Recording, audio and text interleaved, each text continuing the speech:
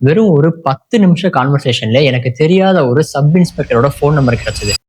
April 14 எங்க ஃபேமிலியோட நாங்க ஒரு கோவிலுக்கு போயிருந்தோம். பட் எங்க அப்பா அம்மாவை நாங்க இறக்கி விட்டுட்டு நான் தனியா கார் எடுத்துட்டு ஒரு தனியான பிளேஸ்க்கு வந்துட்டேன். ஏன்னா எனக்கு வந்து வேலை இருந்தது.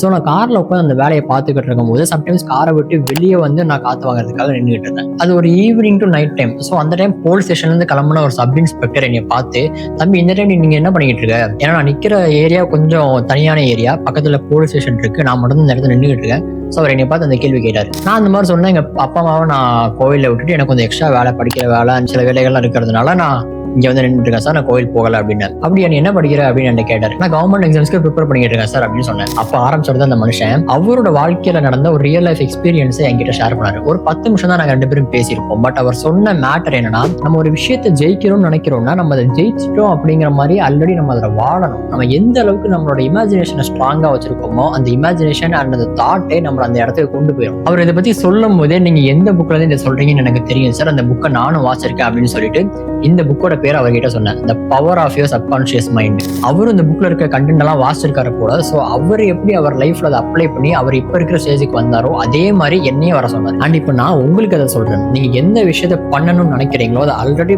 பண்ண மாதிரி நீங்க கம்ப்ளீட்டா இமேஜின் பண்ணி உங்க மனசுக்குள்ளேயே நீங்க அதை சொல்லிக்கிட்டே இருங்க. அண்ட் அந்த தாட்டே உங்களை அந்த இடத்துக்கு கொண்டு போயிடும்.